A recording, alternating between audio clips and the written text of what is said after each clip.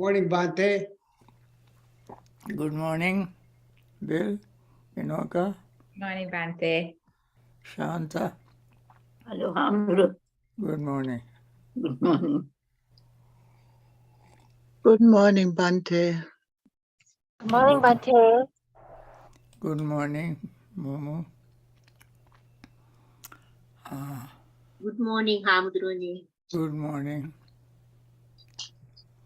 Ekauda.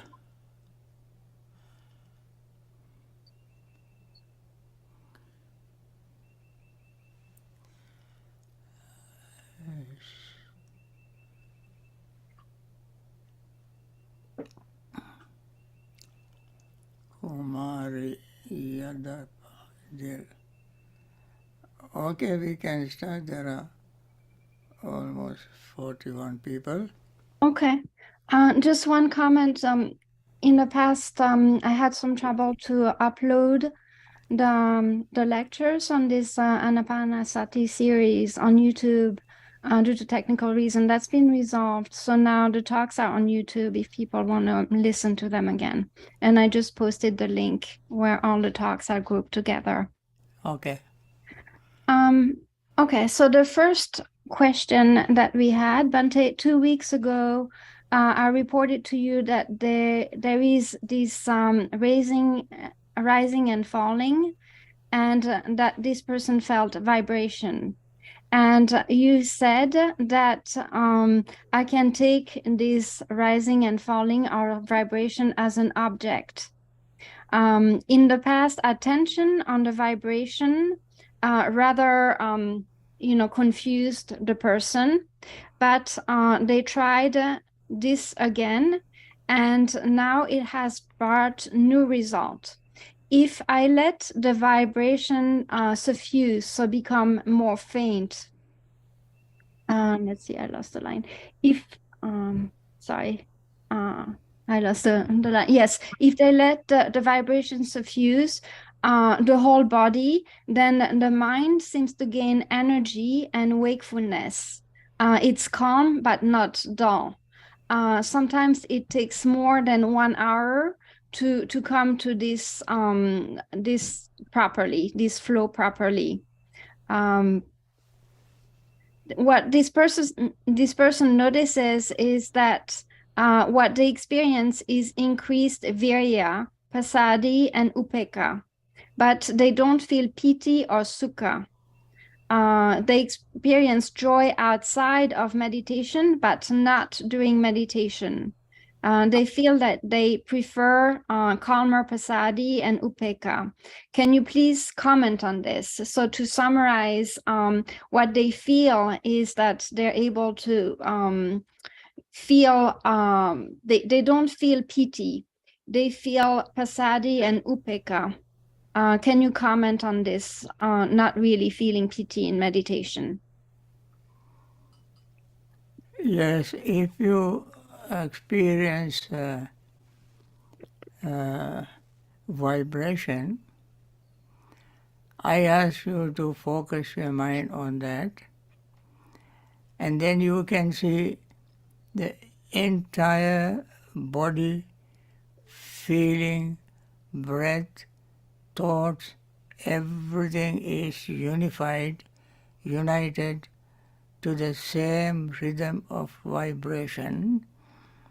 Then there is no any object for you to get excited, agitated.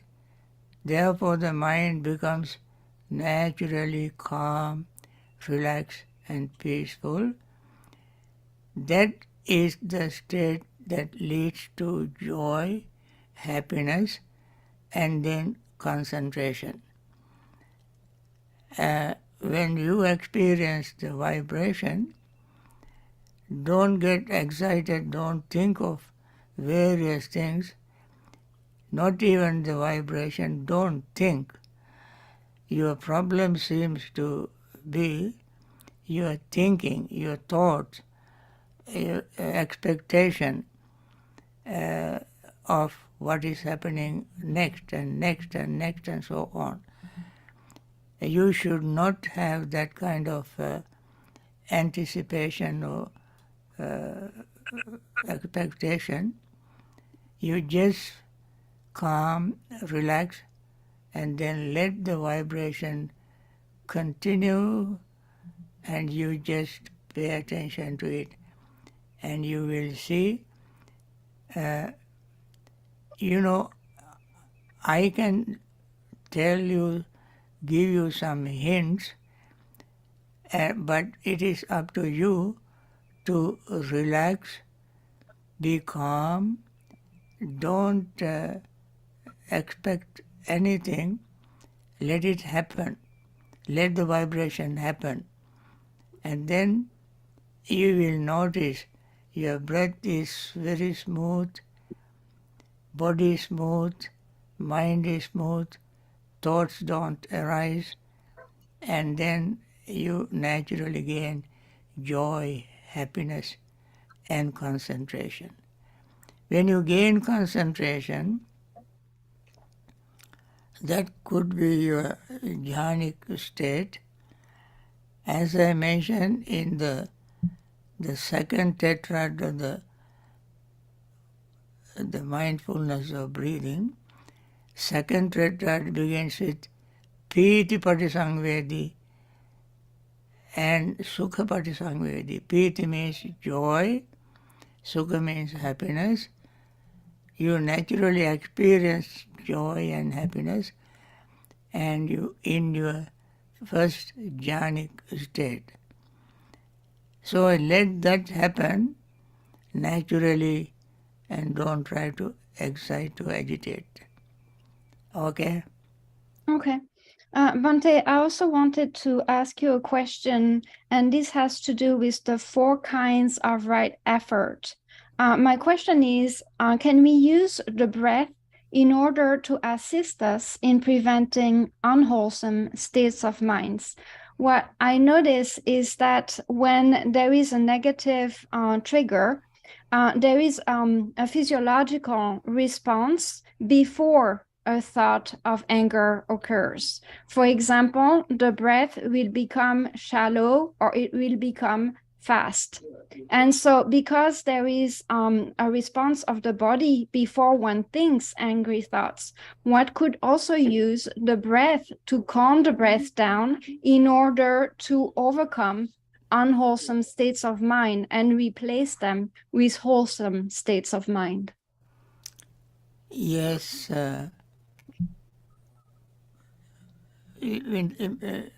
From out of these two, when resentment or anger arises, your focus on the breath will drift away from the breath and stay on the agitation, upset or irritation or anger. And then you have to take care of anger by understanding the nature of anger, how it, what you call disadvantage, or what you call adhinava. Adhinava means disadvantage. This is anger always pull you down, make it you feel very uncomfortable, you lose your peace, you lose your happiness and so forth. You see the danger of anger. And then you resort to your metta practice as you begin the meditation, and then do metta practice for a while, and until the anger fades away. Then it will be easy for you to return to the breath. So you have to overcome anger. That is the second effort. First effort, you keep paying attention to your breath without thinking of anything.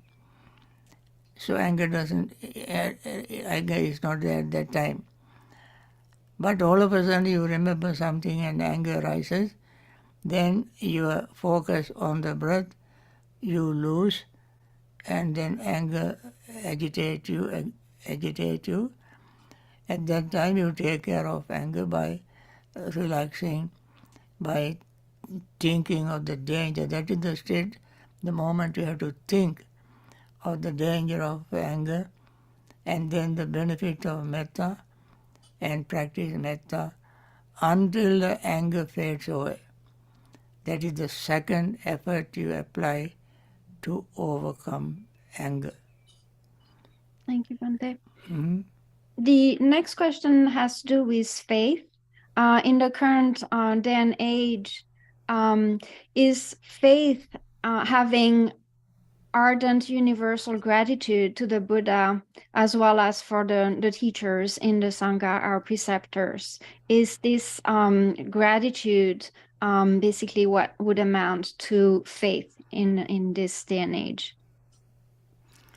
Your mind To gravitate. have gratitude for the Buddha and to have gratitude for the Sangha teachers, is this faith? Surely it is very safe feeling gratitude towards the Buddha and the one who gives you advice, instructions correctly. Surely we have gratitude towards them. If that arises, that also helps us to be very full of joy, full of pleasure, the trust and confidence. Confidence arises from knowing the truth, and that is called in Pali aviccaprasada. That is faith endowed with knowledge. So the Buddhas, we have trust in the Buddha's attainment of enlightenment and Buddha's infallible instructions on meditation. All will enhance our trust, confidence in the Buddha. Therefore, this is a good achievement, I would say, successive, what you call a progressive experience. Okay? The next question has to do with Samadhi and vipassana. The person is saying sometimes in Samadhi, there's this experience of a strong, bright light, and one can stay in this Samadhi for a very long time and not move to vipassana. And the person is asking how to stop this kind of Samadhi gradually after some time in order to move to vipassana. Yes, that light itself is not permanently prevails. It will wear out. As soon as it wears out, you can use, you can switch on to vipassana. What happens in vipassana, we always see impermanence. When the light disappears, that is the nature of impermanence. That means that particular light is not permanent, it disappeared. Then you immediately know, even this light is impermanent. Then naturally your mind is geared towards vipassana. You switch your gear from concentration to vipassana at that very moment automatically. So you don't have to worry about it. If you have a bright light and you stay with that without any thought, any wandering, any agitation, you stay with that, you will see it slowly fades away. As soon as it faded away, immediately you know, this is the nature of impermanence. This light is impermanent. Then you start your vipassana meditation. Because anything created by the mind,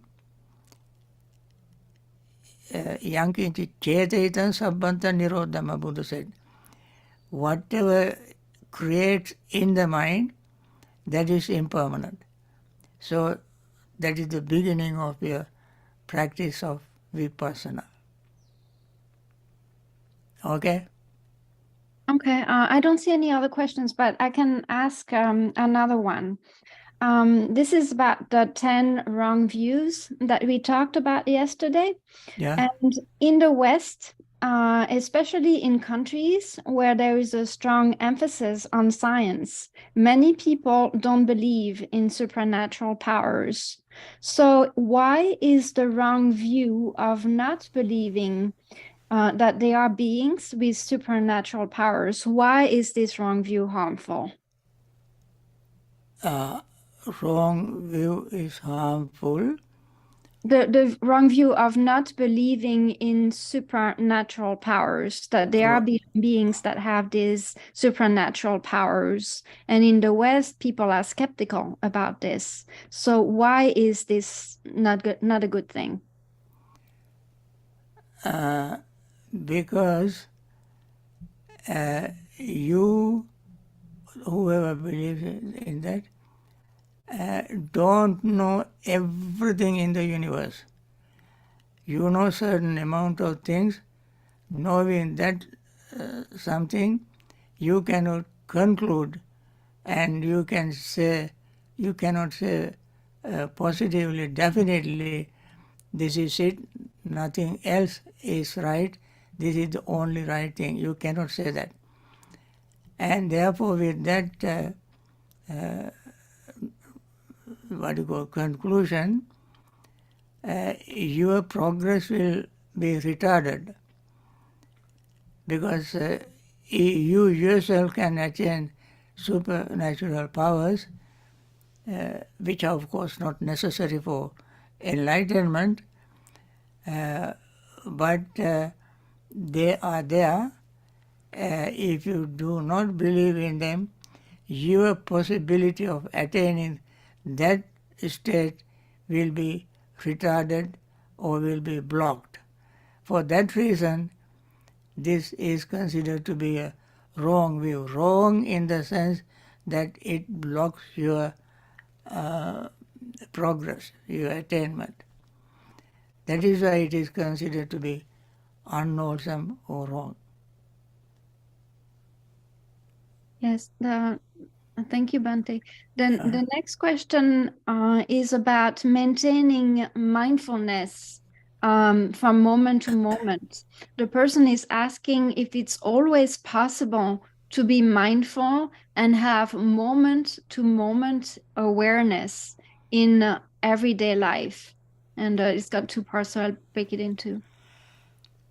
I think when you attain full enlightenment, it is possible. Until you attain full enlightenment, it is not possible, because mind has layers and layers of defilements. They always try to come out, and they always are encouraged by our day-to-day activities, encounter with people, our jobs, families, situation, studies.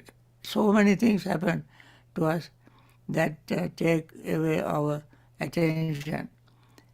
And therefore, moment-to-moment mindfulness is not possible to practice all the time, but during meditation, during that period you are dedicated to practice vipassana meditation, during that time it is possible for you to have moment-to-moment awareness and mindfulness. But in the daily life, unenlightened person, which you call putujjana. Putujjana means one whose mind is always invaded by unwholesome mental states. I don't have to list all of them. Anybody who lives in the ordinary life, unenlightened state, find it extremely difficult to have moment-to-moment mind awareness, mindfulness. As I mentioned, I emphasize during meditation, when you sit in one place and focus your mind on one object, and that time you gain degree of concentration, and then you can see this moment by moment-to-moment awareness. When you get out of it, your mind is flooded with, will be flooded with all kind of activities, sight, sound, smell, taste, touch and thought in the daily life. Yeah, so the follow-up on that is if doing the Anapanasati meditation regularly can increase mindfulness, how can one increase mindfulness in daily life? Yeah, to increase mindfulness daily life, you have to practice mindfulness every day.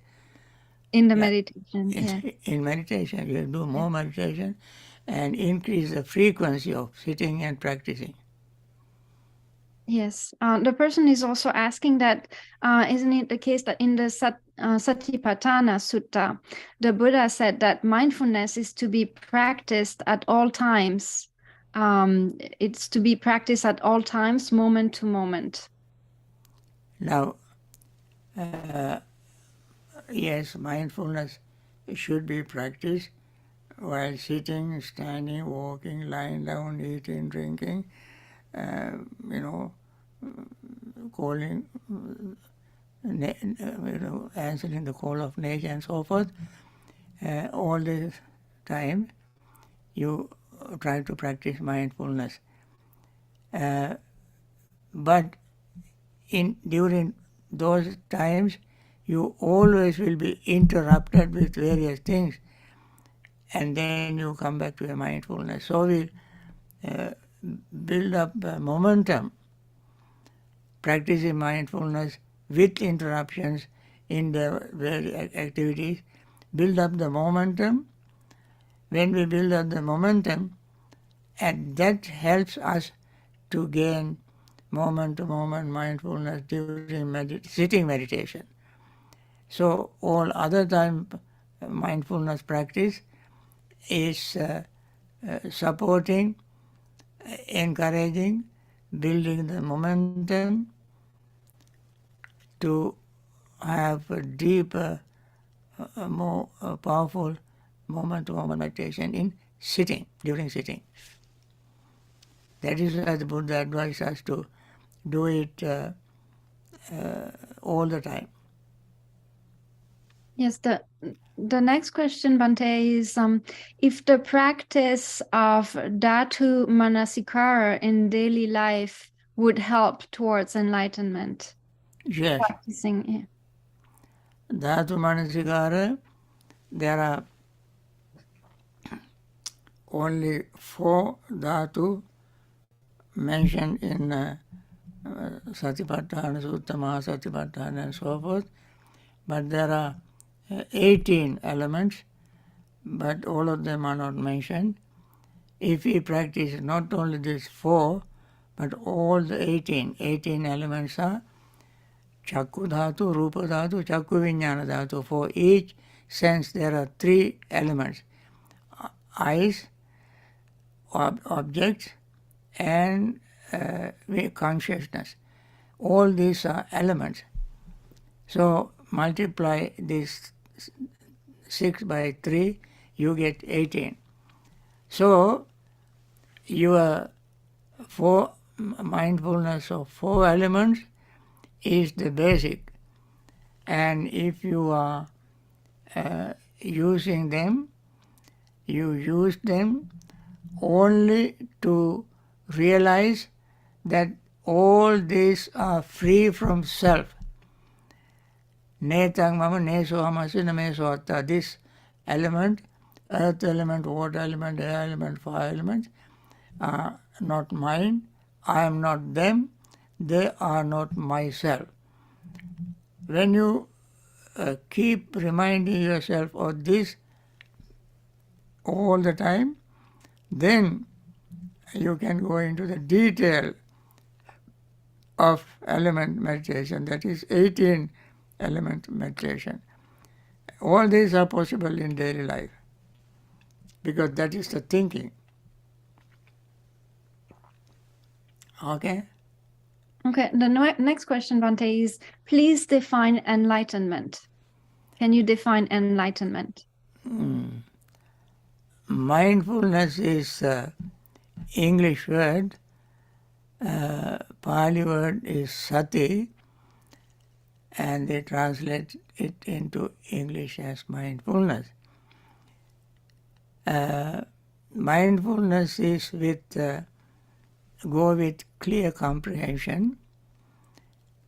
Clear comprehension is knowing, it is called yoniso manasikara. These three things go together. Sati, sampajanya, and yoniso manasikara. Three go together. Yoniso manasikara means when certain mental state arises, for instance, greed arises, then we must understand that greed arises from the root. Yoni means the origin. Since I have greed, the greedy thought arises in me. Another root or origin, beginning, is hatred. Root of hatred is in me, therefore hateful thought arises in me. Then confusion is in me. You know, when you say confusion in modern psychology, it's a sickness. So you have various medical treatment for that. But confusion in the Buddhist technology, Buddhist technical term, is generally not seeing the truth as it is, like Four Noble Truth. You don't see very clearly. That not seeing Four Noble Truth clearly is confusion, avijja. So, when confused state arises in me, that is because of the root of confusion. So, this is called seeing the things from the root, the yoniso manasikara. And yoniso manasikara we can use for developing our clear comprehension. Sampajanya. Sampajanya also has 4 states. One is the purpose that mentioned in the very beginning of Satipatthana Sutta. The second is the means to attain the purpose. The third is the field of this practice. And the fourth is the attainment, or non-confusion again. Sataka, sappaya, gochara, asammoha. Sataka means the purpose of, we have to clearly comprehend the purpose of practice. Then suitable, sappaya means suitable. A subjective practice to attain that goal should be suitable for attaining that state. Gochara is the domain. Domain is nothing but 4 foundations of mindfulness. Then asammoha means a non-confusion. With regard to all this, the mind should not be confused. These are the steps of the clear comprehension. When yoniso manasikara, clear comprehension combined together, we call sati, mindfulness. So, although we use the word mindfulness loosely, real mindfulness has all these segments, all these parts, components, that is Yoniso Manasikara, Sampajanya, and then combine all them, we develop our awareness. And this is the simplest definition I can give on mindfulness. Yes. Do you have time for a couple more questions, Bhante? You can ask, yes, few more questions, although our time is up since there are so many questions. I can see in the chat box there are 13 of them. Okay. Well, just another clarification. What does it mean to be enlightened? No.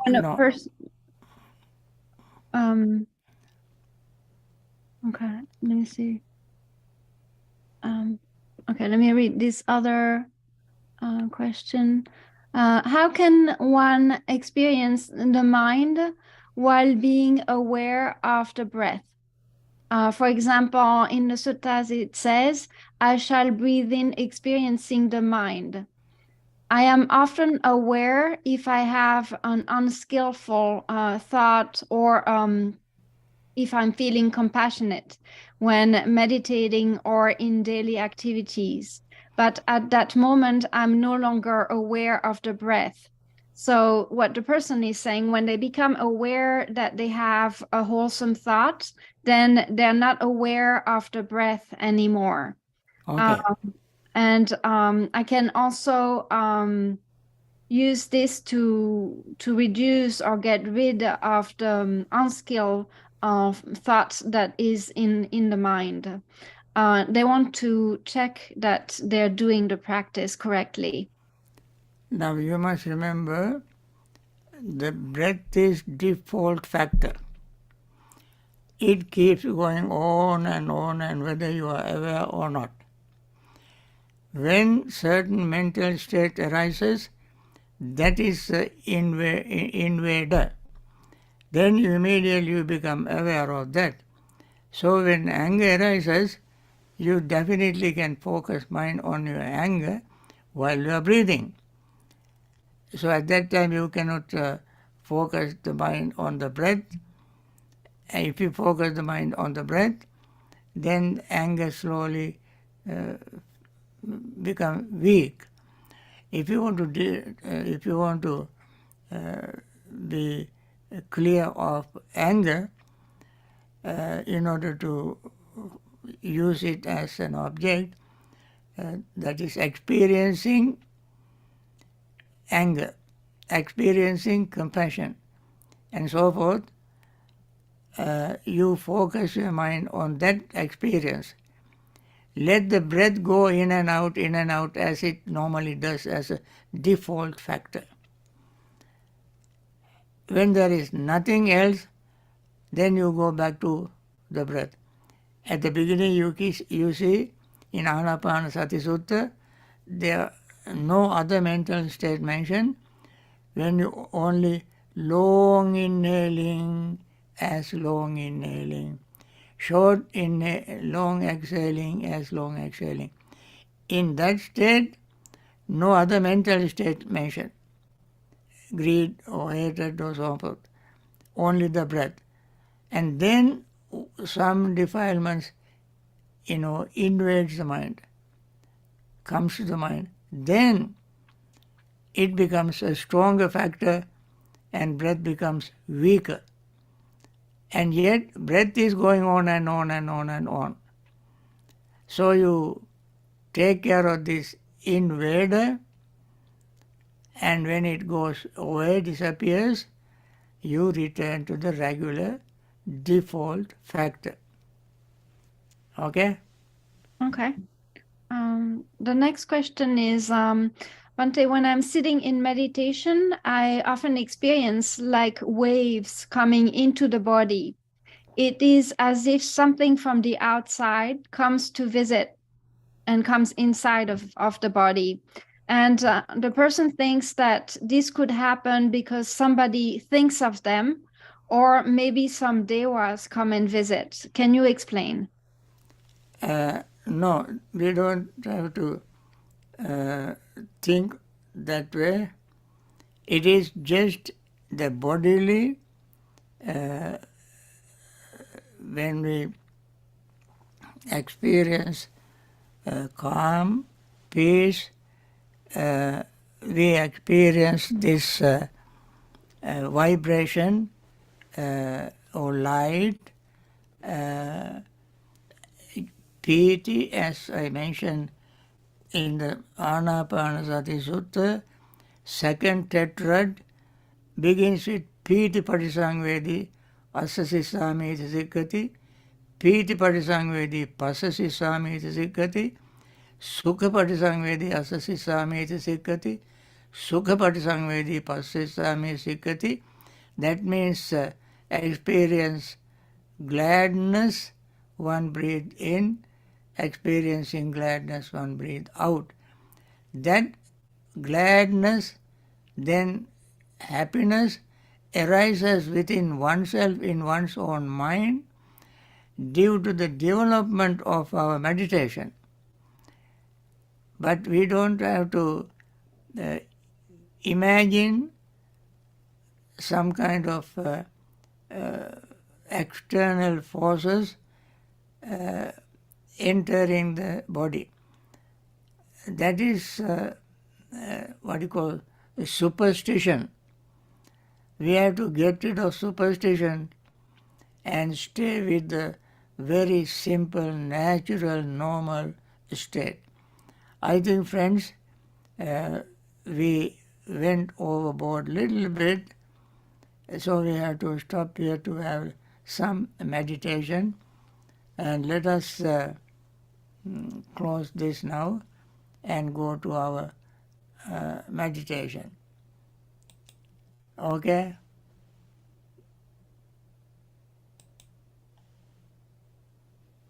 Okay.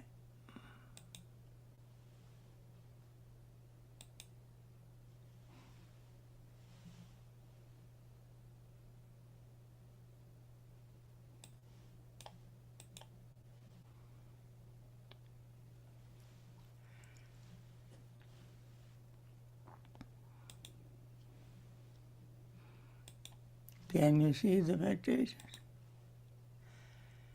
No, we don't see the screen, Bante. No? No. Do you want me to share it? Yeah. Okay. Metta recital. Yes, I'll bring it up. Let me just do that.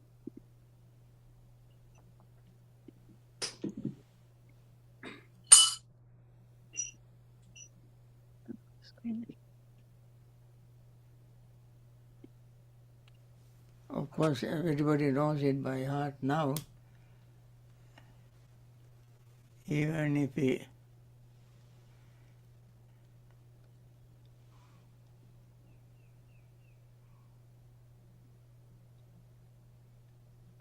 okay? Yes, Bante, do you see the screen? I can see it. Okay. Can you all see?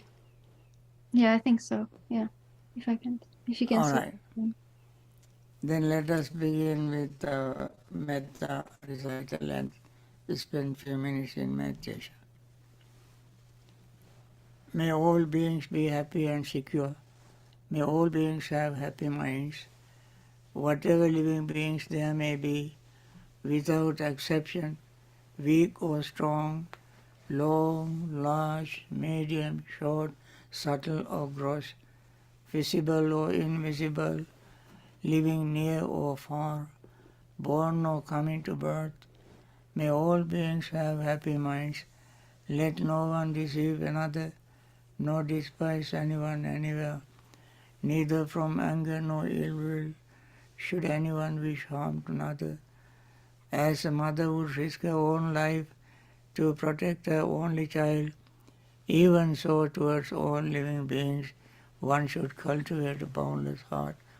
One should cultivate all the world a heart of boundless loving friendliness, above, below and all around, unobstructed, without hatred or resentment, whether standing, walking, sitting, lying down or whenever awake.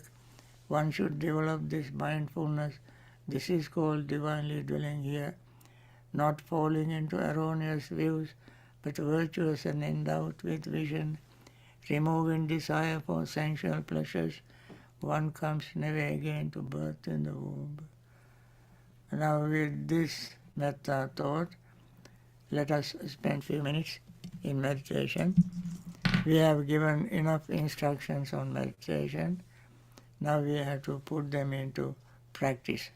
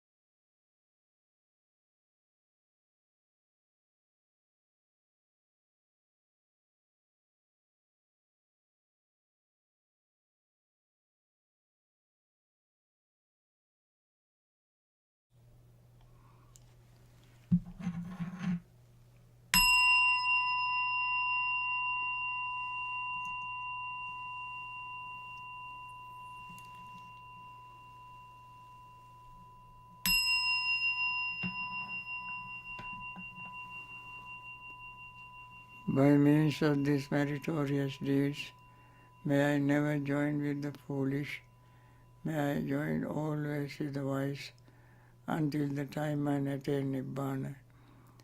May the suffering be free from suffering. May the fear-struck be free from fear. May the grieving be free from grief.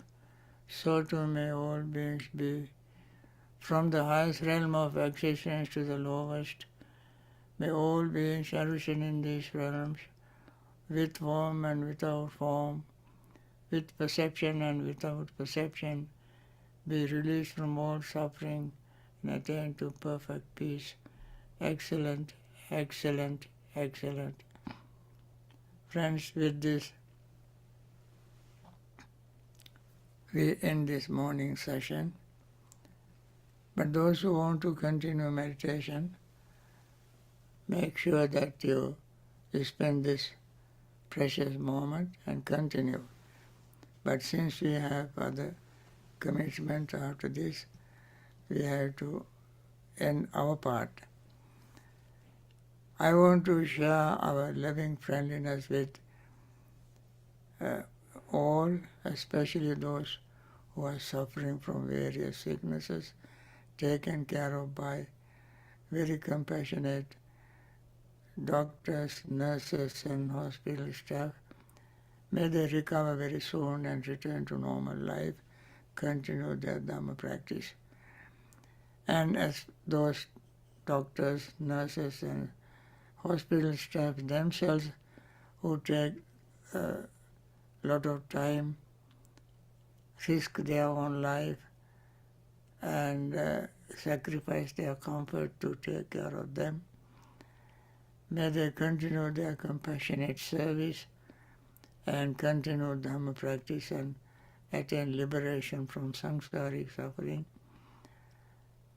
May all those who have lost their loved ones and be grief-stricken, and may they be free from grief and continue their Dhamma practice so that they can attain liberation from samsaric suffering and grief. All others who are in